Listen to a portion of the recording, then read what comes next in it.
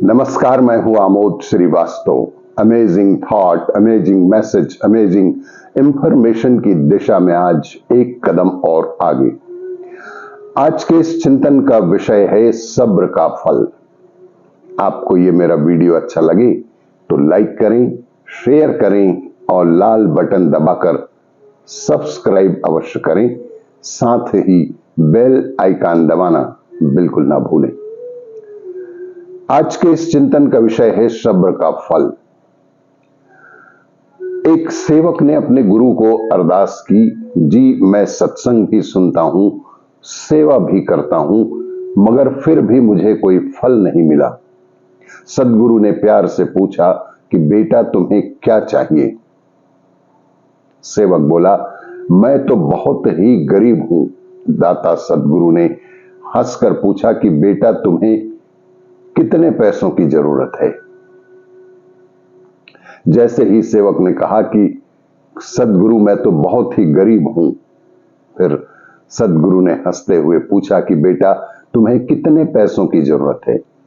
सेवक ने अर्ज की, सच्चे पातशाह बस इतना बख्श दो कि सिर पर छत हो और समाज में पत हो। गुरु ने पूछा, और ज्यादा की भूख तो नहीं है तुझे। सेवक हाथ जोड़ के बोला कि नहीं जी, बस इतना ही बहुत है। गुरु ने उसे 4 मोमबत्तियां दी और कहा कि मोमबत्ती जला के पूरब दिशा में जाओ, जहां ये बुझ जाए वहां खुदाई करके खूब सारा धन निकाल लेना। अगर कोई इच्छा बाकी हो तो दूसरी मोमबत्ती जलाकर पश्चिम में चले जाना और जितना चाहे उतनी धनराशि वहां प्राप्त कर लेना। लेकिन सावधान, दक्षिण दिशा में कभी मत जाना, वरना बहुत भारी मुसीबत में फंस सकते हो। सेवक को जैसे सब कुछ मिल गया हो, वह बेहद खुश होकर वहां से चल पड़ा और जहां मोमबत्ती बुझ गई वहां खोदा तो सोने का भरा हुआ घड़ा मिला। सेवक बहुत खुश हुआ और सतगुरु का शुक्राना करने लगा। फिर थोड़ी देर बाद सोचा कि थोड़ा और धन माल मिल जाए, फिर आराम से घर जाकर ऐश करूंगा। इसीलिए मोमबत्ती जलाई और पश्चिम की ओर चल पड़ा। हीरे मोती मिल गए, खुशी बहुत बढ़ गई, मगर मन की भूख खत्म नहीं हुई और उसने तीसरी मोमबत्ती जलाई और उत्तर दिशा में चल पड़ा। बेशुमार धन दौलत ऐशो असबाब भी प्राप्त हो गए, फिर भी उसकी इच्छा शक्ति, लालच खत्म नहीं हुई और सोचने लगा कि चौथी मोमबत्ती और दक्षिण दिशा के लिए गुरु ने मना किया था। सोचा शायद वहां से भी कोई अनमोल चीज मिलेगी। तत्क्षण सेवक ने मोमबत्ती जलाई और चल पड़ा दक्षिण दिशा की ओर। जैसे ही मोमबत्ती बुझी वो जल्दी से खुदाई करने लगा। खुदाई की तो एक बड़ा सा दरवाजा दिखाई दिया।